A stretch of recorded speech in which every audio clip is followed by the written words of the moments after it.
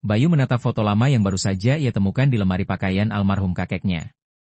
Foto itu sudah buram, warnanya memudar. Tapi Bayu masih bisa melihat sosok sang kakek, berdiri di depan sebuah gapura batu yang dipenuhi lumut, dengan latar belakang hutan yang rimbun dan kabut tipis menyelimuti. Di balik gapura itu, terlihat samar patung-patung batu dan sebuah bangunan kecil mirip candi. Ini di mana, ya? Gumamnya pelan. Ia baru saja pulang dari pemakaman kakeknya pagi tadi. Suasana rumah masih sepi dan suram. Ibunya mengurung diri di kamar sejak tadi siang, tidak mau berbicara dengan siapapun. Ayah Bayu sudah lama meninggal sejak ia SD, dan sejak itu, mereka tinggal bertiga, Bayu, ibunya, dan sang kakek yang pendiam dan tertutup. Di balik foto itu, tertulis dengan tinta hitam yang nyaris hilang, Kawi, 1981. Jangan dilupakan. Harta keluarga. Bayu memicingkan mata. Kawi, pikirnya.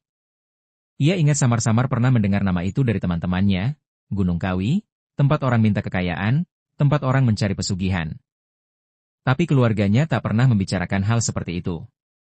Ia menyelipkan foto itu ke saku, lalu melanjutkan membongkar lemari. Tiba-tiba, ia menemukan amplop kuning tua, disegel dengan lilin merah yang sudah mengelupas. Di bagian depan tertulis namanya, untuk Bayu setelah aku tiada dengan jantung berdebar, Bayu membuka amplop itu perlahan. Isinya selembar surat bertuliskan tangan dengan tinta yang sudah memudar, Bayu cucuku. Jika kau membaca ini, berarti aku sudah tiada. Dengarkan baik-baik. Keluarga kita bukan keluarga biasa. Leluhur kita memiliki ikatan dengan tanah Gunung Kawi. Ada yang harus kau tuntaskan, karena waktunya telah tiba. Carilah gapura batu di kaki Gunung Kawi, tempat terakhir aku melakukan perjanjian. Harta itu milikmu, tapi ada syarat yang harus kau tahu. Jangan ceritakan pada ibumu. Dia tidak akan mengerti. Bayu menggigit bibir. Surat itu menimbulkan lebih banyak pertanyaan daripada jawaban. Perjanjian? Harta? Kenapa tak boleh memberitahu ibu? Namun, rasa penasaran lebih kuat dari ketakutan. Ia mengambil ponselnya dan mencari informasi tentang Gunung Kawi. Beberapa artikel langsung muncul, Gunung Kawi terkenal sebagai tempat orang mencari kekayaan lewat jalur spiritual. Praktik pesugihan dengan tumbal keluarga masih dipercaya terjadi. Malamnya, saat rumah sudah tenang dan ibunya tertidur, Bayu memberanikan diri menunjukkan foto dan surat itu ke sahabatnya, Dani. Apa lo yakin ini bukan cuma surat warisan biasa? Tanya Dani sambil mengamati lembaran kertas tua itu. Lihat ini, kata Bayu menunjuk tulisan, perjanjian, dan harta. Dan foto ini jelas-jelas bukan di tempat biasa. Gua ngerasa. Gua harus ke sana. Dani menggaruk kepala. Lo yakin mau nyari harta di Gunung Kawi? Lo tahu sendiri reputasinya gimana. Tapi kalau ini benar, Dan, ini bisa bantu gua dan ibu keluar dari kemiskinan. Kita susah dari dulu, Dan. Gua capek. Akhirnya, setelah berdiskusi hingga dini hari, Dani mengalah. Oke. Tapi gua ikut. Gua gak bakal biarin lo pergi sendirian ke tempat kayak gitu. Bayu mengangguk mantap. Langit mendung menggantung di atas terminal. Bayu dan Dani turun dari bus malam dengan tubuh pegal dan mata mengantuk. Mereka langsung disambut udara dingin yang menusuk tulang. Dari sini kita naik angkot ke Wonosari, terus naik ojek ke arah Gunung Kawi, ujar Bayu, mengingat rute yang ia cari di internet. Perjalanan menuju kaki Gunung Kawi terasa semakin mencekam. Rumah-rumah penduduk mulai jarang, sinyal HP mulai hilang, dan kabut mulai turun meski masih siang. Saat mereka tiba di desa terakhir sebelum hutan, suasana begitu sepi. Hanya beberapa rumah tua berjajar, dan sebuah warung kayu yang tampak masih buka. Mereka masuk dan memesan kopi. Permisi, Bu. Kami mau tanya. Kalau mau ke Gapura Batu di Gunung Kawi, jalannya lewat mana, ya? Tanya Bayu sopan pada ibu warung. Wanita parubaya itu langsung menatap mereka dengan mata curiga. Ia tak menjawab, hanya menatap mereka bergantian. Akhirnya, seorang pria tua dengan pakaian lusuh yang duduk di sudut warung menyahut. Kalian bukan orang sini, ucapnya dengan suara serak. Iya, Pak. Saya cuma mau cari lokasi yang ada di foto ini, kata Bayu, menunjukkan fotonya. Pria tua itu terdiam cukup lama. Ia lalu menarik napas dalam-dalam dan berkata, "Namaku Somo. Aku juru kunci jalur tua ke Gunung Kawi." Bayu dan Dani saling pandang. "Kalau kalian mau ke sana, pikir 2 kali. Tempat itu bukan tempat wisata. Itu wilayah perjanjian." "Perjanjian?" tanya Dani. Mbah Somo menatap mereka tajam. "Banyak yang datang cari kaya. Banyak juga yang gak pernah pulang." Bayu menunjukkan surat dari kakeknya. "Kakek saya pernah ke sana tahun 1981. Katanya ada warisan keluarga yang harus saya temukan." Mbah Somo mendekat dan membaca surat itu. Ia menghela napas panjang. "Nama kakekmu?" "Ranu." Bayu mengangguk. Mbah Somo menyipitkan mata. "Aku kenal dia. Dia yang bawa sesajen malam-malam waktu itu. Tahun itu. Malam Jumat Kliwon, bulan purnama. Aku masih muda. Aku lihat dia masuk ke gapura, bawa darah ayam dan 1 foto anak kecil. Lalu keluar pagi-pagi dengan wajah pucat." Bayu merinding. "Kalau memang itu jalurmu, aku akan tunjukkan jalannya. Tapi satu hal. Jangan ambil apapun kecuali yang memang memanggilmu. Dan jangan pernah menoleh ke belakang saat sudah masuk gerbang." Malam itu mereka menginap di rumah Mbah Somo yang sederhana tapi bersih. Di ruang tamu tergantung lukisan hitam putih bertuliskan aksara Jawa kuno dan beberapa gambar tokoh-tokoh keramat. Tengah malam, Bayu bermimpi. Ia berada di sebuah pelataran tua, dikelilingi kabut tebal. Di hadapannya berdiri sosok pria bersorban hitam dengan jubah panjang. Wajahnya tak terlihat, hanya 2 mata merah menyala. "Kau datang." Akhirnya, bisik suara itu. Bayu ingin lari, tapi kakinya kaku. Sosok itu menunjuk ke arah belakangnya. "Kau tahu harga dari sebuah kekayaan? Kau siap?" Tiba-tiba seekor macan putih muncul di samping sosok itu, mengaum kencang hingga Bayu terbangun dengan nafas memburu dan tubuh penuh keringat. Pagi di kaki Gunung Kawi terasa lebih sunyi dari biasanya. Kabut menggantung tebal, menyelimuti pohon-pohon pinus yang menjulang bagai penjaga kuno. Suara burung pun nyaris tak terdengar, digantikan oleh desir angin yang terdengar seperti bisikan. Bayu dan Dani berdiri di depan Mbah Somo, yang kini mengenakan pakaian serba putih dan membawa tongkat kayu bercabang 2. Wajahnya serius.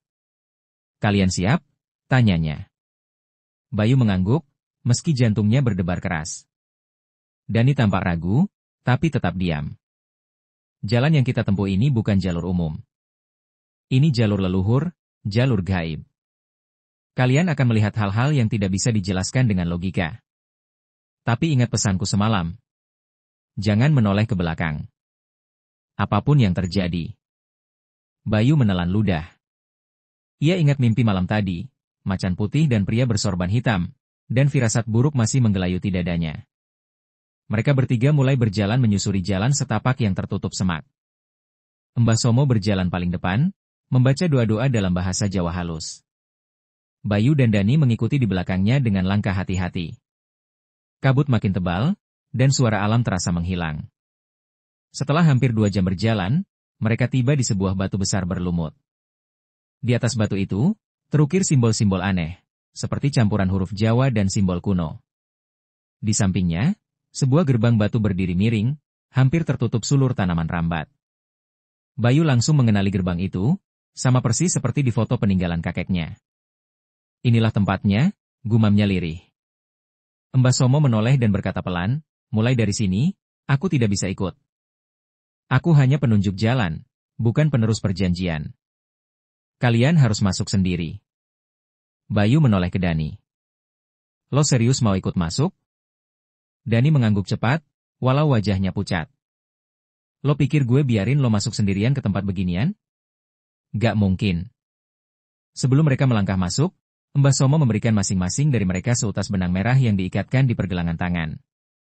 "Ini untuk perlindungan. Jangan dilepas sampai kalian kembali." Bayu menarik napas panjang, lalu melangkah melewati gerbang batu. Sesaat setelah kakinya melangkah masuk, ia merasa seperti masuk ke dimensi lain. Suara mendadak lenyap, udara menjadi lebih dingin, dan warna-warna di sekitarnya menjadi redup seperti film tua. Dani melangkah masuk tak lama kemudian. Begitu keduanya ada di dalam, suara berat terdengar dari balik pepohonan. "Selamat datang." Mereka sontak menoleh ke segala arah. Tidak ada siapa-siapa. Bayu menggenggam pergelangan tangan Dani. "Lo denger itu, kan?" Dani mengangguk pelan. "Gue gak suka ini, B." Namun mereka tetap melangkah. Jalan setapak yang awalnya samar mulai terbuka, seolah-olah hutan itu tahu kemana mereka harus pergi. Mereka tiba di sebuah pelataran luas yang dipenuhi patung-patung batu, beberapa berbentuk manusia setengah hewan, lainnya seperti raja duduk bersila dengan mata kosong. Di tengah pelataran, berdiri sebuah altar batu dengan bekas darah kering di permukaannya. Di sisi altar, terdapat tulisan besar, "Harta tidak gratis. Semua harus dibayar." Bayu menatap altar itu dalam diam. Dadanya sesak. Ia merasa seperti sedang diawasi, seperti ada ribuan mata yang mengintip dari balik kabut. Tiba-tiba Dani berteriak, "B! Lihat itu." Di balik pohon besar, terlihat sesosok wanita berbaju putih berdiri membelakangi mereka. Rambutnya panjang menjuntai hingga ke tanah. Ia hanya diam, tak bergerak.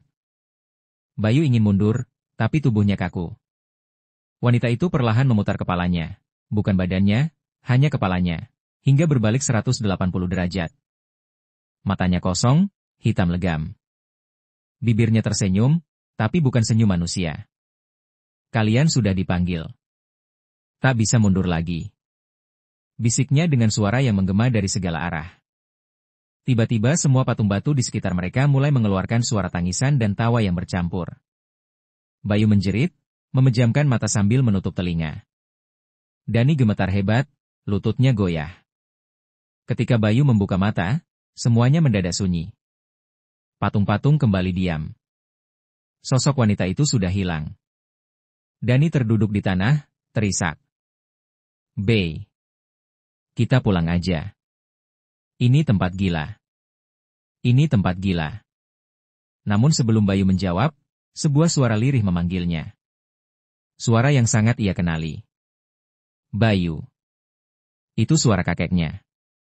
Bayu melangkah ke tengah altar. Dari dalam tanah, muncul kilatan cahaya samar. Perlahan, sebuah kotak kayu tua muncul dari celah batu. Bayu memandang Dani. "Gua harus buka ini."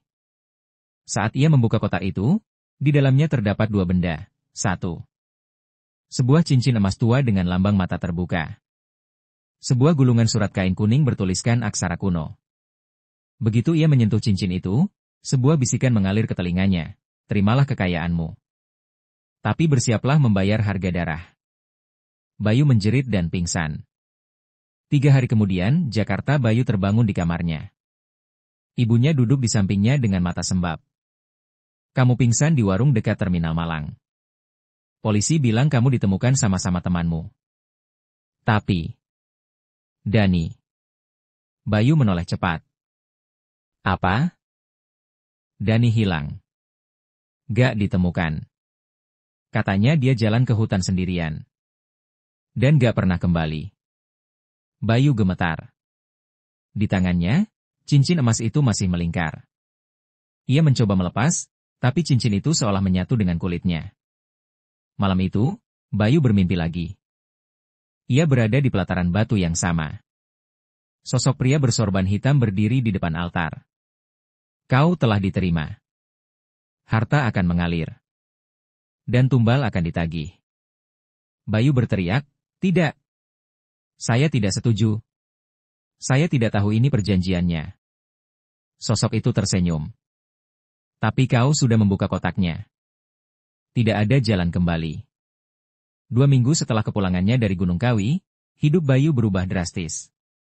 Usaha jual beli barang elektronik bekas miliknya yang sebelumnya sepi, tiba-tiba saja dibanjiri pembeli. Uang mengalir deras. Dalam 2 minggu, ia bisa membeli 2 motor baru, memperluas toko, bahkan menggaji 2 orang karyawan tetap. Ibunya sempat bingung, bahkan curiga. Tapi Bayu hanya berkata, "Rezeki, Bu. Mungkin kakek memberkahi kita dari alam sana." Namun, sejak itu pula, mimpi-mimpi buruk tak pernah berhenti menghampiri Bayu. Setiap malam, ia melihat Dani, temannya, berjalan tertatih di lorong gelap, tubuhnya kurus dan matanya kosong. Dalam mimpi, Dani terus berkata lirih, "B. Pulangin gua. Gua belum semestinya di sini." Bayu juga sering melihat sosok wanita berpakaian putih berdiri di sudut kamarnya, diam dan tak berkedip. Kadang, suara gamelan terdengar halus dari dalam cermin saat ia bercermin malam-malam. Bahkan suatu kali, ia bangun dengan darah menetes dari hidung dan bekas cakaran di dada, tanpa tahu dari mana asalnya. Pada malam Jumat Kliwon, Bayu kembali mengalami mimpi yang berbeda. Ia berdiri dalam ruang besar seperti pendopo, dipenuhi lilin dan dupa. Di depannya, berdiri sosok bersorban hitam yang kini wajahnya mulai tampak, kulitnya pucat kelabu, matanya merah menyala, dan senyumnya menyeringai lebar hingga ke pipi. Di sebelahnya, duduk sosok Dani. Tapi tubuhnya sudah mulai membusuk, matanya hitam kosong, dan darah menetes dari mulutnya. "Bayu," gumam Dani. "Lo harus nyelamatin gue.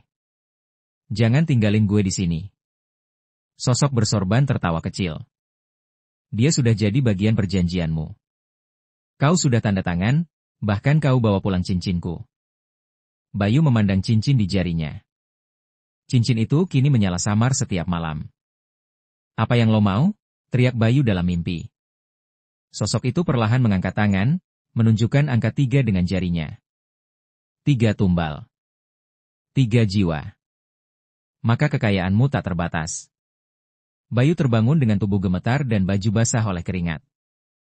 Ia bangun, mencari udara segar. Ketika ia membuka pintu depan rumah, seekor burung gagak hitam besar bertengger di pagar. Bayu mundur 1 langkah. Burung itu menatapnya tajam, lalu terbang sambil mengeluarkan suara parau yang panjang. Beberapa detik kemudian, ponsel Bayu berdering. Itu kabar buruk. Salah satu karyawannya, Fikri, ditemukan meninggal mendadak di kamar kosnya. Penyebabnya tak jelas. Tidak ada luka, tidak ada tanda-tanda keracunan. Tubuhnya kaku dengan mata melotot. Pemakaman Fikri berlangsung cepat. Bayu hadir dengan tubuh lemas. Dalam hati, ia tahu ini bukan kebetulan. 1 dari 3 tumbal. Di malam harinya, ia mendatangi seorang spiritualis tua bernama Mbah Wiryo, yang dikenal bisa membantu kasus-kasus gaib. Mbah Wiryo menerima Bayu di pendopo rumahnya yang penuh asap dupa. Ia membaca mantra-mantra dan mengamati tangan Bayu. Ketika matanya sampai pada cincin itu, ia langsung mundur 2 langkah. Wajahnya berubah tegang.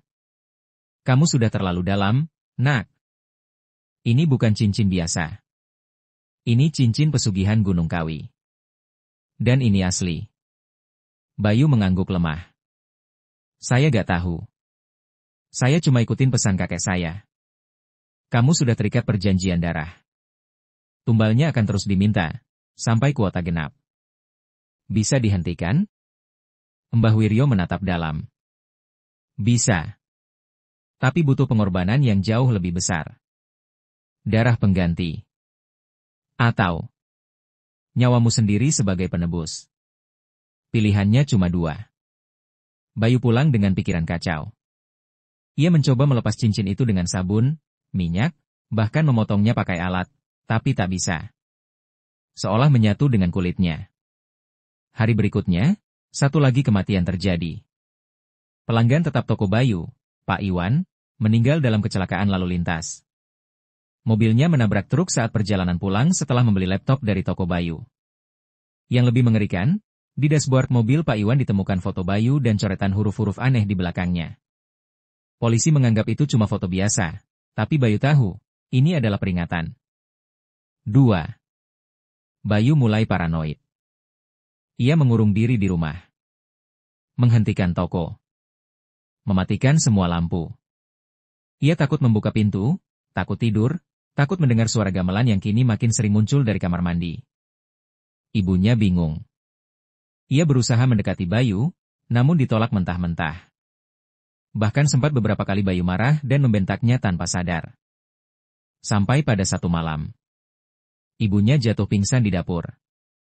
Ketika dibawa ke rumah sakit, dokter menyatakan ia mengalami syok mendalam dan gangguan saraf mendadak, semacam stroke ringan tanpa sebab. Bayu menangis di ruang tunggu. dunia di sekelilingnya seolah runtuh. Di kursi tunggu itu, Bayu kembali melihat Dani. Tapi kali ini, Dani duduk di sampingnya. Tubuhnya seperti manusia biasa. Ia tersenyum. "Lo mau gue balik, Bay?" tanyanya pelan. Bayu mengangguk. "Tebus perjanjiannya. Lo tahu caranya." Bayu menatap lantai. Suara Dani terdengar jauh, lalu menghilang. Malam itu, Bayu menyalakan kemenyan, membentangkan kain kuning warisan kakeknya, lalu duduk bersila di tengah kamar. Ia membaca kembali surat lama kakeknya. Di balik surat itu, tersembunyi lembaran tambahan yang tak ia sadari sebelumnya. Bertuliskan tangan, jika ingin mengakhiri, bawa kembali cincin ke altar perjanjian sebelum malam bulan gelap. Bakar cincin dengan darahmu sendiri, dan sebut nama tumbal yang telah hilang. Jika diterima, kau akan dibebaskan. Jika tidak, nyawamu ditarik sebagai pengganti. Bayu menatap kalender. Bulan gelap tinggal 4 malam lagi. Ia tahu ia harus kembali ke Gunung Kawi. Bayu duduk termenung di ruang rawat ibunya. Mesin infus terus berbunyi pelan, dan wajah ibunya yang pucat tampak jauh berbeda dari sosok tegar yang ia kenal seumur hidup. Tangannya menggenggam tangan ibunya yang dingin, tapi pikirannya mengembara jauh. 1 tumbal lagi. Dan ia tahu, ibunya menjadi target berikutnya. Hidup Bayu telah berubah menjadi mimpi buruk yang nyata. Sejak mengambil cincin di altar Gunung Kawi, segalanya berputar cepat, kekayaan, kematian, bisikan, dan kutukan. Kini, satu-satunya orang tersisa yang ia sayangi terbaring antara hidup dan mati, dan semua itu adalah akibat perbuatannya. Malam itu, ia memutuskan. Ia akan kembali ke Gunung Kawi. Tapi kali ini bukan untuk meminta kekayaan, melainkan untuk menghentikan semuanya. Untuk menebus kesalahannya, bahkan jika harus mengorbankan nyawanya sendiri. Bayu menghubungi Mbah Somo. Awalnya, pria tua itu enggan membantu, tapi setelah mendengar kondisi ibunya, ia hanya menjawab satu kalimat, "Kalau kau sudah siap mati, datanglah besok malam." Sendirian. Malam berikutnya, Bayu tiba kembali di desa kaki Gunung Kawi. Ia hanya membawa tas kecil berisi surat lama, kain kuning, dan sebuah pisau kecil. Mbah Somo sudah menunggunya di warung yang sama, duduk di sudut, menatap keluar jendela. "Masih ingat jalannya?" Bayu mengangguk. "Lewati gapura. Ikuti suara. Tapi kali ini, kau akan masuk ke dalam inti perjanjian." Mbah Somo memberinya seutas benang hitam. "Ini bukan perlindungan. Ini pengingat, agar kau tahu siapa dirimu saat kabut mencoba menghapus ingatanmu. Dan satu hal, jika kau bertemu dengan penjaga tumbal, jangan ikut bicara. Mereka akan mencoba menipumu." Bayu mengangguk. Ia tahu siapa yang dimaksud, Dani. Sesaat setelah melangkah melewati gerbang batu, kabut menyergapnya seperti tirai basah. Suara hutan lenyap. Tak ada suara serangga, tak ada angin. Hanya detak jantungnya sendiri yang terdengar. Ia melangkah perlahan, setiap langkah terasa seperti ditarik oleh beban tak terlihat.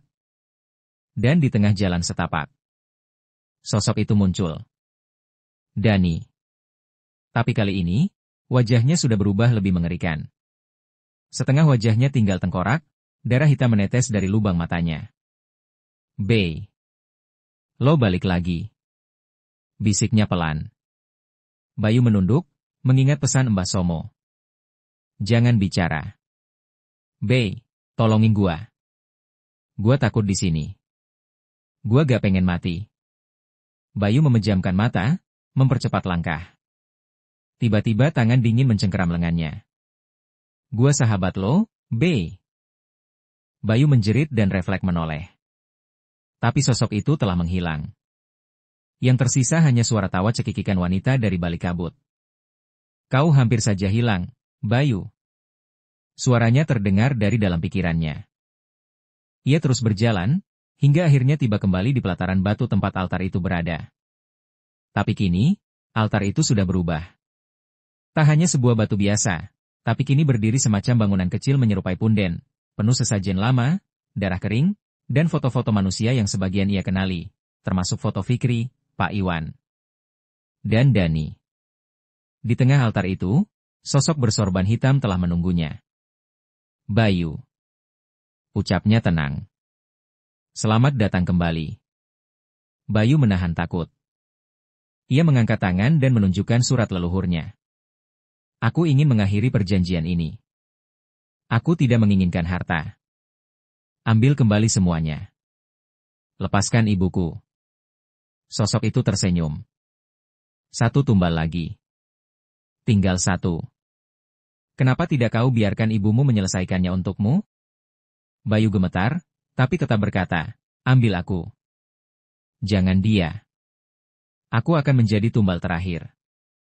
Sesaat hening. Lalu angin berdesir kencang. Lilin-lilin di sekitar altar menyala sendiri. Sosok bersorban perlahan melayang turun dan berdiri tepat di depan Bayu. Wajahnya berubah menjadi hitam legam, penuh belatung dan ular kecil. Kalau begitu, tebuslah dengan darahmu. Bayu mengambil pisau kecil dari tasnya, dan tanpa ragu, menggoreskan pergelangan tangannya di atas altar.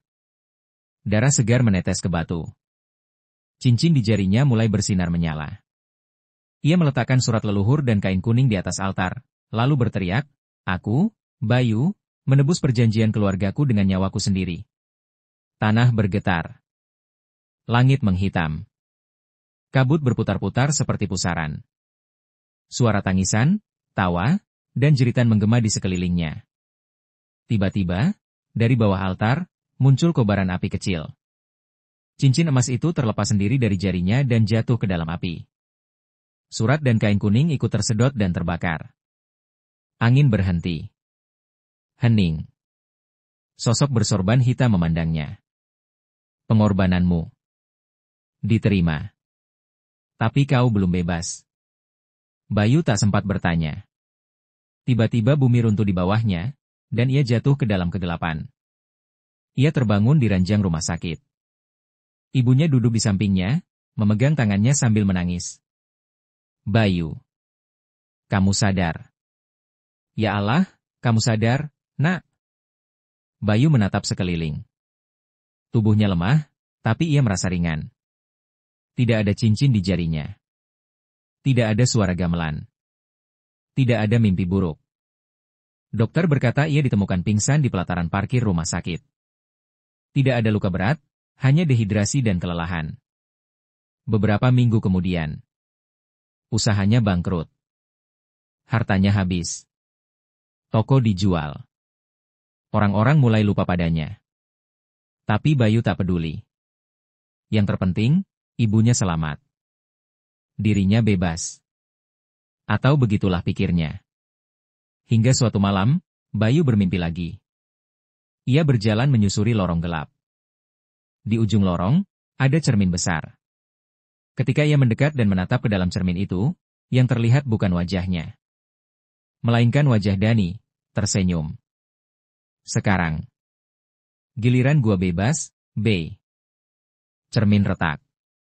Bayu terbangun dengan nafas memburu, dan suara tawa pelan terdengar dari dalam lemari. Sudah 3 bulan sejak Bayu menjalani ritual penebusan di altar Gunung Kawi. Kehidupannya tampak kembali normal. Ibunya berangsur pulih, toko sudah dijual, dan Bayu memilih hidup sederhana, mengajar les privat untuk anak-anak kampung. Namun ketenangan itu hanya di permukaan. Sejak malam mimpi buruk dengan wajah Dani di cermin, Bayu merasa seperti diawasi. Setiap malam, ia bermimpi berada di lorong-lorong gelap yang berubah bentuk, berisi suara-suara aneh yang memanggil namanya. Kadang, di pojok kamarnya, muncul siluet tubuh tinggi kurus dengan mata menyala. Dinding kamarnya mulai retak tanpa sebab. Cermin pecah sendiri. Dan jam dinding berhenti tepat pukul 3.33 setiap malam. Yang paling aneh, nama Dani mulai muncul di tempat-tempat tak terduga. Tertulis di buku catatannya. Muncul di notifikasi pesan singkat tanpa pengirim. Bahkan anak-anak les pernah berkata, Om Bayu, temennya yang tinggi itu lucu deh. Tapi kenapa suka duduk di atap? Bayu makin tersiksa batin. Ia tahu, Dani belum benar-benar bebas. Atau mungkin, Dani ingin menagih sesuatu? Suatu malam, Bayu memberanikan diri mendatangi kembali Mbah Wiryo. Spiritualis tua itu langsung berkata tanpa basa-basi, Bayu, Kau telah melanggar satu hukum tak tertulis dari dunia gaib, tidak bisa menyelamatkan semua orang sekaligus. Kau menyelamatkan ibumu. Menebus perjanjian. Tapi ada satu jiwa yang kau biarkan tergantung. Dani, bisik Bayu pelan. Mbah Wiryo mengangguk. Jiwanya terjebak di antara dua dunia. Dan semakin lama, dia bukan Dani lagi. Ia akan menjadi penjaga baru. Jiwa tak tenang yang haus pengganti. Pengganti? Tanya Bayu gemetar. Ya. Jiwa yang bisa menggantikannya di dalam perjanjian. Atau, dia akan menarikmu kembali. Seminggu kemudian, Bayu sudah tak bisa tidur lagi. Matanya cekung, tubuhnya kurus. Di rumahnya, lampu sering berkedip, air keran mengalir darah, dan suara tangisan bayi terdengar dari bawah kasur. Malam Jumat Kliwon itu, Bayu merasa panggilan kuat menariknya kembali. Ia sadar, hanya ada satu cara menyelesaikan semuanya. Ia harus kembali ke puncak Gunung Kawi. Bukan sekadar altar, tapi ke tempat tertinggi di mana perjanjian leluhur pertama kali dimulai. Mbah Somo tidak bisa membantu lagi. Itu wilayah yang bahkan saya tak bisa masuki, katanya. Kalau kamu masuk ke sana, kamu harus siap tak kembali. Bayu hanya mengangguk. Kali ini ia tidak bawa apa-apa. Hanya tubuh, niat, dan secuil keberanian yang tersisa. Perjalanan ke puncak Gunung Kawi bukan perkara mudah. Setelah melewati gerbang batu dan pelataran altar yang lama, Bayu menemukan jalur setapak sempit di antara dua tebing terjal. Hujan gerimis turun tipis, tapi kabut begitu tebal hingga pandangan hanya 5 meter ke depan. Tiba-tiba, di tengah jalan, muncul sesosok lelaki berdiri diam. Wajahnya tertutup topeng kayu. Jalan ini hanya untuk yang berniat menyerahkan diri, ucapnya. Bayu mengangguk, tanpa ragu. Saya siap. Orang bertopeng itu memberi isyarat dan berjalan mendahuluinya.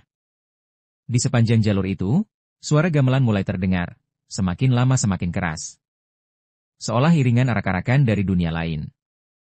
Setibanya di puncak, Bayu disambut pemandangan yang luar biasa mengerikan. Sebuah pendopo tua berdiri dengan tiang-tiang hitam berukir wajah manusia menangis. Di tengah pendopo, berdiri singgasana batu, dan di atasnya duduk Dani. Tapi bukan Dani yang dulu. Tubuhnya kurus seperti mayat, kulitnya pucat abu-abu, dan matanya merah menyala. Kepalanya dihiasi mahkota emas hitam berukir api. Di belakangnya, berjajar makhluk-makhluk gaib, kepala manusia bertubuh hewan, sosok tinggi hitam tak berkaki, dan nenek-nenek berjari panjang. Dani berdiri dan melangkah maju. Lo akhirnya datang juga, B. Suaranya parau. Bayu menunduk. Lo harusnya biarin gua pergi sejak awal. Tapi lo pilih selamatin orang lain. Lo lupa, gua yang nemenin lo ke sana. Gua yang ikut masuk. Tapi lo yang dapat hartanya. Bayu menatap mata Dani. Gua mau tukar tempat. Gua ikhlas. Lo bebas. Dani tertawa, dan seluruh makhluk di belakangnya ikut tertawa. Suaranya seperti tawa anak kecil yang disetel ulang. Gak bisa semudah itu, B. Tapi, ada satu cara. Cara apa? Satu jiwa. Dari garis darah yang pernah membuat perjanjian pertama. Bayu memicingkan mata. Kakek gua udah meninggal. Bukan dia, Dani menunjuk ke dada Bayu. Darah yang kau warisi. Bayu gemetar. Maksud lo, gua sendiri? Dani mengangguk. Kalau lo mau nebus semuanya, lo harus jadi penjaga berikutnya. Gua bebas. Gua pulang. Tapi lo harus duduk di tahta ini, jadi bagian perjanjian. Selamanya. Bayu menatap singgasana batu. Suara tangisan, tawa, dan bisikan menyatu dalam pikirannya. Lalu, wajah ibunya terbayang. Ia menutup mata. Gua setuju. Seketika, tubuh Bayu terasa ringan. Jiwanya seperti ditarik dari tubuh, melayang. Ia melihat tubuhnya berdiri kaku, lalu duduk perlahan di singgasana batu. Dani tersenyum, tubuhnya bercahaya, dan makhluk-makhluk gaib berlutut di hadapannya. Terima kasih, sahabat. Bisik Dani. kita akhirnya bebas. Lalu cahaya terang menyilaukan segalanya. Keesokan harinya, seorang pendaki yang tersesat menemukan jalur tua yang jarang dilewati. Ia melihat sebuah pendopo hitam di puncak Gunung Kawi. Di dalamnya, duduk sosok lelaki muda dengan cincin emas di jari, wajahnya pucat, matanya terpejam. Pendaki itu merasa merinding dan segera turun. Beberapa bulan kemudian, legenda baru menyebar di desa sekitar Gunung Kawi, tentang penjaga muda yang muncul menggantikan sang penjaga lama. Pendopo itu mulai didatangi peziarah malam, yang membawa sesajen dan harapan cepat kaya. Dan di antara mereka yang datang, pernah terdengar bisikan dari dalam pendopo. Bayu. Bayu, apakah kau masih di sana? Tak pernah ada jawaban. Hanya suara gamelan. Dan sepasang mata merah yang muncul di balik kabut malam.